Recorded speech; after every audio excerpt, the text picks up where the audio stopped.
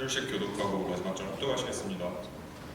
보라, 내가 너희를 보냄이 양을 미리 가운데로 보낸과 같도다. 그러므로 너희는 뱀같이 지혜롭고 비둘기같이 순결하라. 하늘의 성마라 그들이 너희를 공중에 넘겨주었고 그들 회당에서 찝찝해 하리라. 또 너희가 나로 말미암아 총독들과 임금들 앞에 끌려가리니 이는 그들과 이방인들에게 증거가 되게 하려 하심이라. 너희를 넘겨줄 때 어떻게 또 무엇을 말할까 염려하지 말라. 그때 너희 말씀하시니 말하는 이는 너희가 아니라 너희 속에서 말씀하시는 이 곧 너희 아버지의 성령이시니라. 천사장들 아들의 아버지가 자식을 죽인 때에 자주 또 너희가 내 이름으로 말미암아 모든 사람에게 미움을 받을 것이나 끝까지 견디는 자는 구원을 얻으리라. 이 동네 너희를 바라보는 처음을 피하라. 내가 스스로 너희 이름이 이스라엘 모든 문을 다 다니지 못하여서 등장하리라. 제자가 그 선생보다 또는 종이 그 상전보다 높지 못하나니 제자가 그 선생같고 종이 그 상전 같으면 족하도다. 집 주인을 바알 세물이라 하였거든 하물며 그 집 사람들이리라.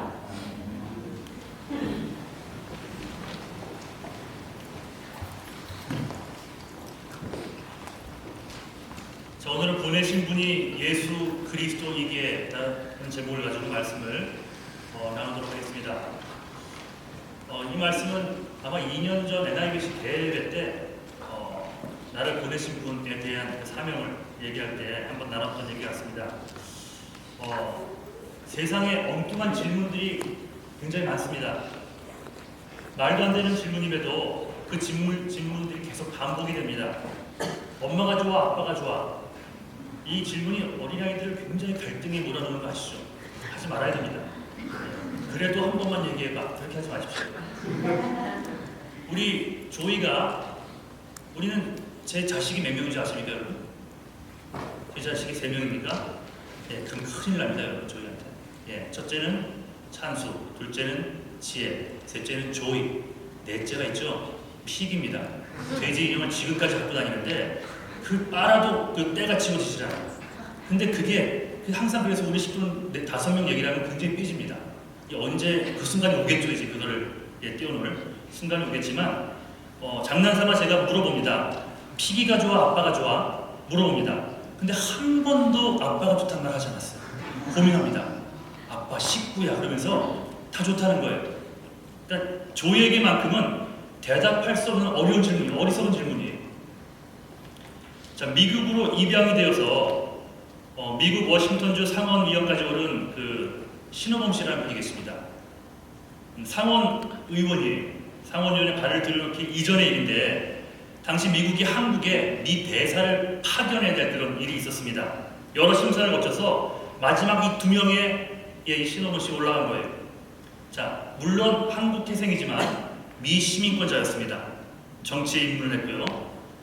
심사위원들이 마지막 질문을 합니다. 만일 한국과 미국과의 외교 분쟁이 있을 시 그럴 때 과연 어느 편에 서겠는가라는 질문합니다. 약간 비열한 질문이죠. 그러자 이렇게 대답합니다. 한국은 나를 낳아준 어머니의 나라고 미국은 나를 길러준 아버지의 나라입니다. 한 가정에서 편을 갈라 싸울 수는 없는 일입니다. 저는 두 나라를 다 사랑합니다. 그 의도를 알았기 때문에 이렇게 대답을 했어요. 결국 그는 그 자리에서 대사의 자리에 떨어졌습니다. 질문 자체만 놓고 봤을 때 이 질문은 말도 안 되는 그런 질문입니다. 제가 예전에 몇 번 나눴던 얘기 중 하나가 이 설교를 준비해서 딱 생각이 났습니다. 한 번 더 나누길 원하는데 1998년 한국에서 목사 안수를 받기 위해서 그 소논문을 씁니다. 한국에서 조그만 논문들을 써야지 되게 통과가 됩니다. 한 10장짜리. 그때 한국에 온 미국 선교사님들에 대한 이야기를 썼어요. 서문에 인트로덕션에 1885년 4월 5일 부활주일 아침 두 분의 목사 언도우드와 아펜젤러가 인천에 도착했다 라고 썼습니다. 자, 참고로 언도우드는 장로교 선교사님이고 그 다음 아펜젤러는 감리교 선교사님입니다. 그러니까 우리가 위하는 감리교회자. 논문을 제출하고 2달 뒤에 논문 심사를 받으러 그 교회를 갔습니다. 바람교회라고 있는데 그 교회에 갔는데 대 6명의 목사님이 그 사무실에 있었어요. 그때 제 논문을 담당했던 목사님이 제가 들어가자마자 노발대발하며 저에게 소리칩니다. 자네 감리교 목사가 맞나? 야, 깜짝 놀랐어요. 인사도 못했어요. 딱 들어가는 순간 딱 보더니 자네 감리교 목사가 맞나 이러는 거예요. 정말 생뚱맞은 질문이었어요. 내가 감리교 목사가 아니었나? 내가 장로교를 갔었나? 별 생각이 다 드는 거예요. 그 배경을 모르니까. 대답을 못하고 있는 저에게 그분이 말합니다.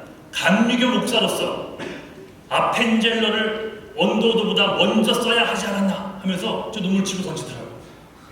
잘못 들은 줄 알았어요. 그 목사, 선교사님 그 위치가 잘못됐다는 거예요. 감리교면 아펜젤러를 먼저 썼어야지 어떻게 언더우드를 먼저 쓸 수 있나, 뭐 이런 걸로 야단을 맞은 겁니다. 황당한 말이죠.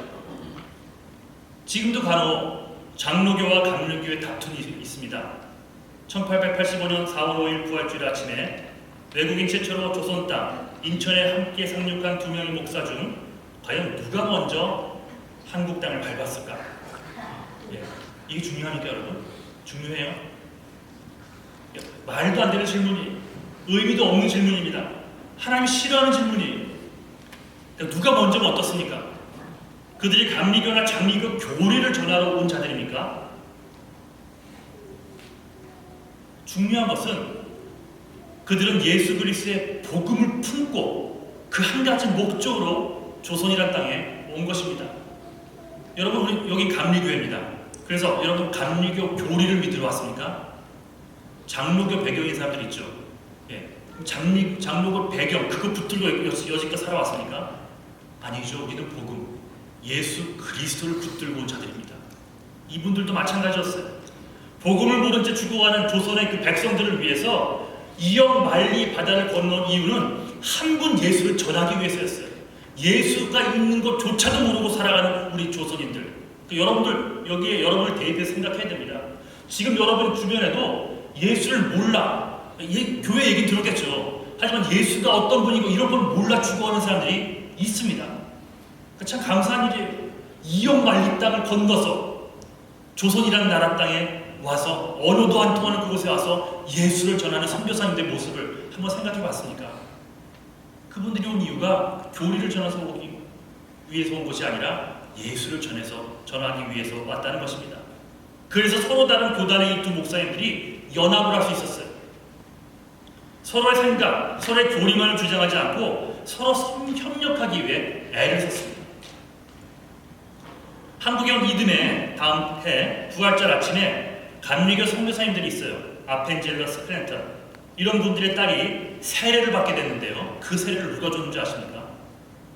장로교 선교사님이 원도드 목사님이 진례를 하고 아펜젤러 목사가 옆에서 보좌했어요.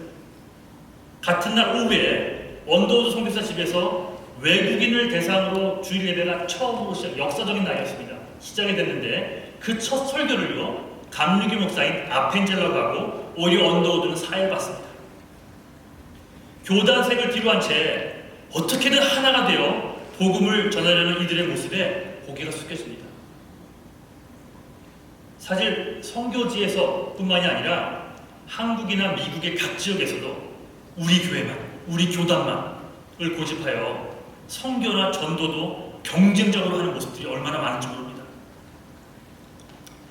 우리 교회 교인들이 뿌린 희생의 씨앗을 이 지역의 다른 교회들이 열매로 거둘 수 있을까요? 있습니다. 이제 신입생들이 이렇게 왔는데 열심히 이렇게 라이도 주고 이렇게 했는데도 어떨 때는 다 장로교로, 어떨 때는 다 온누리교회로 몰려올 때도 있어요. 친구가 거기 있어서요. 목사님 죄송해요. 글로 갈게요. That's okay. 교회 간대잖아요. 그럼 오케이예요. 그러니까 우리가 열심히 심었는데 결국 정착하면서 가고 싶은 곳은 친구가 있는 거. 반대로 저쪽에서 열심히 심었는데 우리 교회로 와보니까 우리 교회 좋아요. 그리고 우리 교회 자매들이 예쁘잖아요. 그 자매들 얼굴을 보면서 오는 형제들도 있어요. 동의 안 하십니까 여러분? 이게요 이럴 수도 있고 저럴 수도 있는 거예요. 우리가 전하는 건 예수 그리스도지 제1교회를 전하는 게 아니라는 것입니다. 중요한 것은 우리의 전도의 중심에 우리 교회, 제1교회가 아니라 예수 그리스도가 있어야 한다는 겁니다. 이렇듯 모든 교회들은 오직 예수만을 위해 그 영혼 구원을만을 위해 연합할 수 있어야 된다는 거예요. 그렇다면 어떻게 이런 연합이 가능할까? 교단도 다른데, 같은 교단이라도 교회가 달라도 문제가 되는데 어떻게 이렇게 연합이 가능할까? 다시 우리나라 선교 초기로 돌아가 보면 어떻게 장로교회 언더우드 목사님과 감리교회 아펜젤러 목사님이 교단이 다름에도 불구하고 진심으로 세워주며 하나가 되며 예수를 전하며 선교할 수 있었을까? 그 이유는 하나입니다. 그들 마음속에 확실한 진리 하나가 딱 있기 때문에 그게 가능한 거예요. 어떤 상황에서도 흔들림 없는 분명한 진리, 그 진리가 그들의 선교 사역의 중심에 사로잡고 있었기 때문에 그 연합이라는 게 가능했던 겁니다. 자, 지금부터 제가 영어를 좀 하겠습니다. 아주 어려운 영어니까 여러분들이 귀를 기울이고 잘 들으셔야 됩니다. 예, 자, 잠깐 꺼주세요. 자, I will speak in English. Very difficult sentence. You have to focus on what I'm saying. Okay? I send you. I send you. 죄송합니다. I send you. 켜주세요. 자, 문장은 똑같았죠? 근데 다른 거 아시겠습니까? 예, 내가, 다름 아닌 내가 너를 보내는 거야. 두 번째는 내가 어떻게 해요? 내가 보내는 거야, 널. 그 다음 세 번째는 I send you. 내가 너를 보냈어. 16절에 보면 여러분, 보라 내가 너희를 보냄이 양을 이리 가운데 보낸 것 같도다. 헬라어 동사는요, 주어가 그 동사에 포함이 되어 있어요. 그래서 주어를 쓸 필요가 없어요. 보통 인칭 대명사를 따로 쓰지 않습니다. 그런데 인칭 대명사를 썼다는 것은 굉장한 강조를 할 때만 드물게 사용이 됩니다. 그러니까 이렇게 해석을 해야 돼요. 다름 아닌 내가, 다른 사람도 아닌 내가 너희를 보낸다. 그러니 두려워 말라는 거예요. 너를 보내는 이가 천지를 지으신 하나님, 독생자 예수 그리스도이니 두려워 말고 나아가라. 그 얘기를 하고 있는 것입니다. 사람을 두려워하고 세상을 겁내지 마. 내가 너희를 보내고 있어. 책임져 주겠다는 말씀이죠. 내가.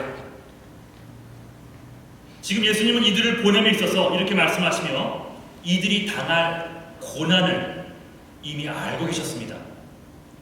예수를 전한다는 이유로 이들이 공의에 잡혀가 째찌게 맞을 것을 이미 아셨어요. 또한 총독들과 임금들 앞에 끌려가 심판도 받을 것을 아셨습니다. 이미 아시고 보내신 거예요. 24절 25절 말씀을 보면 선생 즉 예수님 자신을 향해 사람들이 귀신의 왕이 바알세불이라고 비난하거늘 그 제자들에게는 말할 것도 없어. 이 세상 사람들이 나도 이렇게 핍박을 했는데 내 제자인 너희들에게는 말할 것도 없지 않겠니? 그거 알려주시는 거예요. 자, 22절 한번 읽어볼까요? 자, 시작. 또 너희가 내 이름으로 말미암아 모든 사람에게 미움을 받을 것이나 끝까지 믿는 자는 구원을 얻으리라. 예수를 믿는다는 이유로, 그리스도의 복음을 전한다는 이유만으로 우리가 모든 사람에게 미움을 받을 것이라는 사실을 아셨어요. 여러분, 오늘은 이 주제는 아니지만 명심하셔야 됩니다. 제대로 예수를 믿으면 핍박이 없을 수 없어요. 있어야 돼요. 여러분 예수를 믿는데도 핍박이나 갈등이 없으니까 죄송합니다. 여러분 가짜일 수 있어요. 저도 마찬가지고. 핍박이 없다면 예수를 제대로 믿고 살아가는데도 불구하고, 그러니까 여기서의 삶을 얘기하는 게 아니에요. 교회 밖에서, 직장에서, 학교에서, 예수 믿지 않는 사람들 사회에서 기준을 세우고 있는데, 기준을 세우는데 핍박이 없다, 갈등이 없다. 여러분 잘못 믿고 있는 거예요. 예수님 분명히 말씀하신 거다. 내가 너희를 보낼 거야. 너희가 내 이름을 전파하면 그때부터 바로 핍박이 올 거야. 그 얘기 하시는 거예요.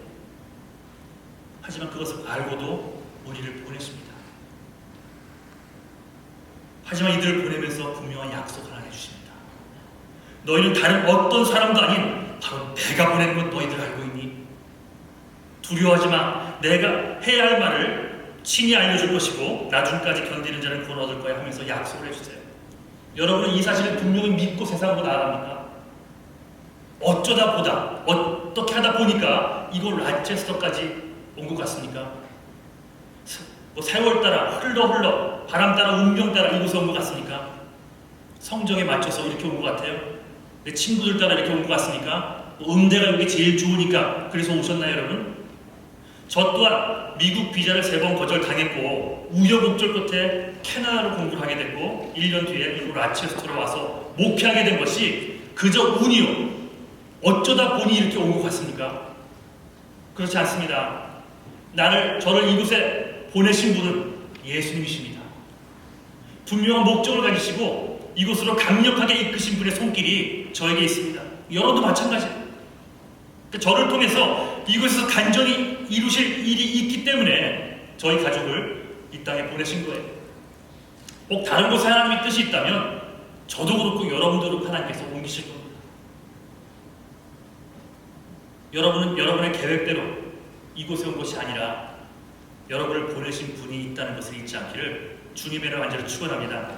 여러분을 이곳에 지금 보내신 손길이 있으니 그분이 천지를 지으신 하나님이시요 그 천지를 주관하시는 예수 그리스도임을 잊지 않기를 간절히 축원합니다. 자, 아펜젤러와 언더우드 목사님 굉장히 똑똑했던 분들이에요. 또 미국에 있었으면 교수 자리도 할 수 있었고 여러 가지로 유익한 그런 상황들이 많았던 그런 분들입니다. 근데 그런 선교사님들이 이 사실을 분명히 알고 선교지를 향했는데요. 본래 언더우드 목사님은 조선을 몰랐어요. 인도를 가기 위해서 수년간 준비를 했어요. 인도 사역자로. 그리고 아펜젤러 목사님은 일본 선교를 준비해서 일본에 왔다가 조선으로 건너오게 된 케이스예요. 이 두 분 다 조선을 품고 기도했던 분들이 아니에요. 인도와 일본이 선교지의 목적이었습니다. 하지만 이들이 전혀 뜻하지 않았던 조선 땅에 헌신하며 거기서 순교할 수 있었던 이유는 자신들을 이곳으로 보내신 자가 누구인지 분명히 알았기에 이곳에서 자신의 성과 그 열매를 뒤로한 채 어떤 성과들을 뒤로한 채 오직 한 가지 목적 영혼구원을 위해 희생하며 양보하며 하나가 되는 자리에 나갈 수 있었던 겁니다. 인도와 재팬을 위해서 준비하게 하신 이도 하나님, 파이널 미닛에 조선이란 땅으로 방향을 트신 분도 하나님, 그곳에서 순교하게 하신 분도 하나님, 교단의 성과도 이들에게는 관심의 대상이 아니었어요. 상대 선교사님들에 의해 더 많은 결실이 나타나는 것을 부러워하거나 시샘하지도 않았습니다. 그저 한 명의 영혼이 주께로 돌아오면 함께 기뻐했어요. 장로교에서 세례식이 열렸습니다. 아펜젤러 목사님 와서 축복해줬어요. 반대로 이 감리교에서 그런 베프티즘 행사가 있다면 장로교 목사님들이 와서 같이 축복을 해줬습니다. 함께 기뻐했어요. 이 모든 것이 가능했던 이유는 바로 그들 모두를 보내신 분이 바로 우리를 위해 피 흘려 돌아가신 예수 그리스도이심을 알았기 때문입니다. 저는 우리 제일교회 식구들이 여기는 예수를 안 믿는 분들도 계시지만 예수를 적어도 믿는다면 예수를 믿는 모든 분들, 여기에 있는 모든 분들이 오직 예수 그리스도 한 분만을 위해서 그분 한 분만을 전하며 여러분을 보내신 그 예수에 의지하며 하루하루 살아갈 수 있게 되기를 주님의 이름으로 간절히 축원합니다.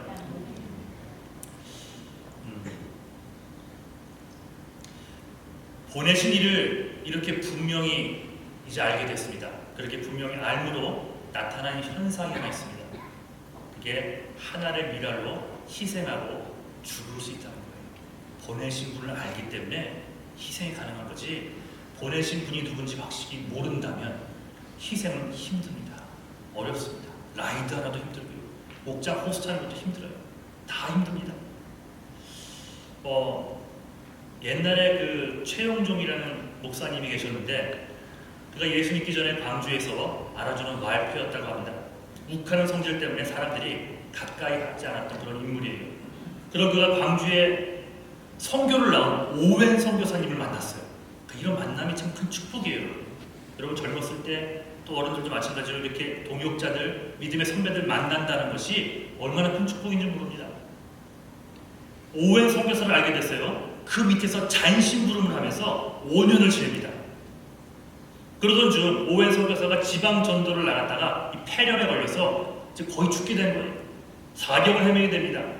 이 사실을 전해들은 목포 선교사 호샤이드라는 분이 배를 타고 영산포까지 오게 되었고, 이때 최영준이 그 집사라고죠. 한국말로 뭐라 그러죠? 종 노예는 아니고 아무튼 집안일을 또 집사라 그러나요? 예, 디콘 말고 버틀러. 예, 그 최용준 이분이 말을 타고 마중을 나가게 됩니다. 그런데 오는 길에 이 포샤이드를 말에 태우고 가는 길에 도중에 거지 하나를 만납니다.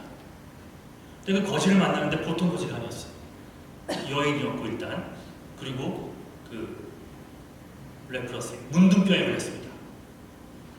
그래서 그 당시만 해도 문둥병자는 만지면 컨테이저스 전염이 된다 생각하기 때문에 꺼렸던 거예요. 깜짝 놀랐어요. 본능적으로 피했습니다. 이 최용준 그 당시 청년이었죠. 그 청년이. 그런데 이 포샤이 선교사가 말에서 내려서 그에게로 가서 친히 그를 안고 말에 태워 자기는 옆에서 걸어가는 거예요. 이 과정을 뒤에서 이 최용준은 바라만 봅니다. 놀랐어요. 이 광경이 너무나 놀랐던 거예요. 자, 광주에 도착했습니다. 안타깝게도 오해 선교사님은 순교를 했습니다. 복음을 전하다. 그리고 포사이드 길에서 만난 이 문둥병 환자를 성교부 병원에 입원시키려고 하는데 기존의 환자들이요, 나병 환자는 받을 수 없다 거부하는 바람에 그녀를 아무도 살지 않는 가마굴로 옮겼습니다. 이 모든 과정에서 이 포사이드가 왜 걸을 수 없으니까 그 여인이 직접 환자를 들어 안아서 옮겼어요. 이것저것을. 최용준은 멀찍이 서서 바라만 볼 뿐이었습니다. 그렇게 옮기는 도중에 환자의 손에서 지팡이가 떨어졌어요. 그 환자가 지팡이를 집으려고 하니까 이 포사이드가 그걸 눈치채고 이 최용준을 부릅니다. 좀 집어달라. 주저합니다. 그러자 괜찮다. It's okay 하면서 전염이 되지 않는 것이니 괜찮다고 주저달라고 해요. 하지만 끝내 그 지팡이, 문둥병 환자가 쥐었던 그 지팡이를 손도 대지 않습니다. 그날 밤부터 아주 심각한 고민이 시작됩니다. 왜 그는 하는데 나는 하지 못했을까? 나는 내 동족인데, 그럼 상관도 없는 동족이잖아요. 예. 나는 동족인데도 피해 도망쳤는데 어떻게 그는 자기 자식을 대하듯 그렇게 안을 수 있지? 그와 나 사이에 뭐가 다른가? 이런 고민이 시작되는 거예요. 한참 몇 날 며칠을 고민하던 끝에 답을 찾습니다. 믿음이라는 것은 그렇게 사는 것이지. 들려지는 말씀 그대로 내가 이해가 되지 않아도, 내가 하기 싫어도 말씀에 기록된 것이라면 그렇게 그대로 하는 것이 믿음이구나. 그래서 오웬 선교사도, 그래서 포사이드 선교사도 이렇게 행할 것이구나 하고 그렇게 살아야만 하겠다는 결심을 합니다. 역사가 그 후에 일어납니다. 전라도 일대의 수많은 문둥병자들이 최용준에게로 몰려들기 시작합니다. 최용준은 무등산 골짜기에 집을 짓고 이들과 함께 살면서 치료를 받도록 해줍니다. 기도하면서. 이것이 한국 최초 나병 전문 요양원인 광주나병원, 지금의 여수 애양원의 시초가 됩니다. 자, 왈패였던, 주먹잡이였던 이 최용준 목사를 이렇게 만든 것은 바로 선교사 포샤이드의 모습 때문이었어요. 포샤이드가 그런 생각했을까요? 야, 내가 이렇게 하면은 최용준이 보겠지. 내가 더 그를 껴안고 이렇게 옮기면은 분명히 볼 거야. 깨닫는 바가 있을 거야. 몇 년 뒤에 이런 변화가 있을 거고. 그런 생각을 하고 한 게 아니에요. 그 여인의 이름을 알지도 못해요.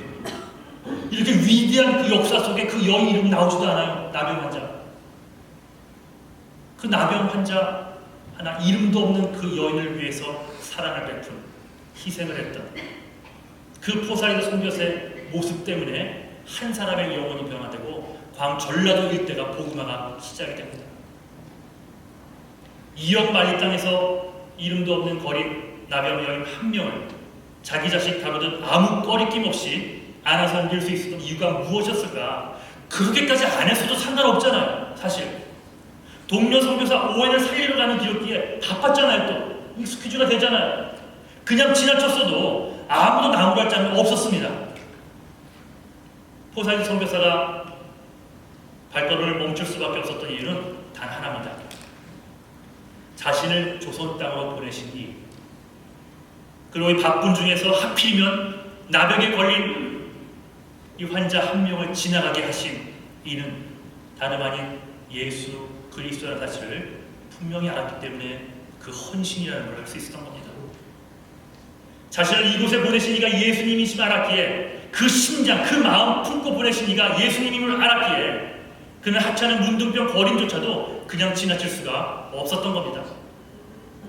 만일 그의 마음속에 나를 보낸 이가 교단이요, 선교단체라는 생각이 있었다면 그냥 안중에도 안 두고 지나쳤을 겁니다. 하지만 무명의 선교사 포사이들은 자기를 파송하신 분 예수님을 알았기 때문에 하나의 미랄로 썩어 죽을 수 있었던 겁니다. 그 결과 그를 통해 엄청난 결실이 맺어지는 것을 볼 수가 있어요. 여러분을 보내신 분을 분명히 안다면 바로 이런 희생과 헌신이 가능해집니다. 지금 내가 처한 환경과 상관없이 예수님이 나를 사랑하시고 계시고 그가 나를 이 땅에 라체스 때 보내셨음을 깨닫는다면 세상 그 무엇도 두려워하지 않는 용기가 생기는 법이고 심지어는 하나의 미랄로 그냥 이름 없이 썩어 죽는 것도 가능해집니다. 자, 비디오 클립 하나 볼까요?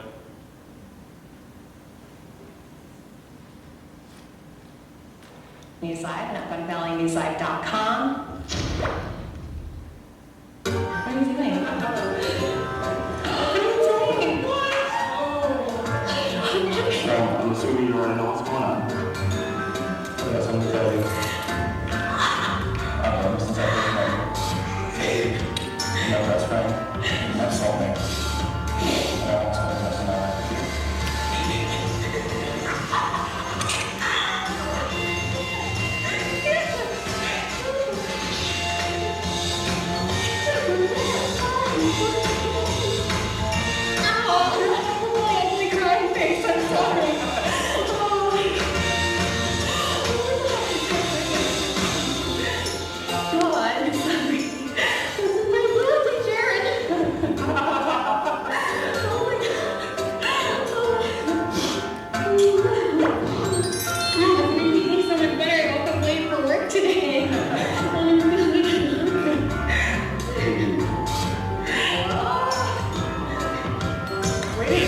여기까지. 미친 거 아니에요? 미쳤어요. 예, 생방송 중에 여러분 만약에 이 여자가 I love you too, but I'm not ready to marry 이렇게 얘기한다면 이 상황은 어떻게 될까요? 이게 미친 거예요. 그런데 저걸 보면서 이런 생각이 듭니다. 사랑하면 미칠 수 있구나. 너 예수 미쳤어 이런 소리 듣잖아요. 건강하게 미치는 거. 예. 그렇게 돼야 된다는 거예요. 사랑하면 미칠 수 있어요. 사랑하면 눈에 보이는 것도 없어지는구나 라는 생각이 들었습니다. 사랑하면 남들의 시선도 아랑곳하지 않고 생방송 중에도 저렇게 용기를 낼 수 있구나 라는 생각이 들었습니다. 사랑하기 때문에. 사람을 사랑해도 그 사람을 위해서라면 저렇게 용기를 내는데 하나님을 사랑한다고 하는, 예수님을 사랑한다고 하는 우리의 모습은 적어도 이보다는 더해야 되지 않겠습니까? 나를 위해 목숨을 내오신 예수님을 진정으로 사랑하는 마음이 있다면 성과나 업적에 상관없이, 눈에 보이는 어떤 열매에 상관없이, 내 감정과 상관없이, 사람들이 내 모습을 어떻게 판단하느냐에 상관없이 내 위치에서 뿌려야 하는 희생을 담대히 기쁜 마음으로 능히 감당해낼 수 있게 되는 것입니다. 그것부터 확인하십시오. 내가 정말 예수님을 사랑하는지, 정말 십자가 은혜에 감사하는지, 즉 나를 보내신 분이 예수님이라면, 그것도 특별한 목적이 있어 이 땅에 보내신 것이라면 오늘 이 순간 한 방울의 희생의 눈물을 흘릴 수 있다는 것이, 이것이 그리스도인들의 능력이고 기쁨입니다. 말씀을 맺습니다. 예수를 믿는데도 어려움과 고난이 오십니까? 예수를 믿는다는 이유로 인해, 바로 그 예수 그리스도의 이름으로 인해 많은 사람들에게 미움을 받고 있습니까? 때로는 남편에게, 때로는 아내에게, 때로는 식구들에게, 친구들에게. 또 예수를 믿고 난 후에 혹 감당하기 힘든 상황들이 막 벌어집니까? 자, 22절 다시 한번 읽어볼까요? 시작.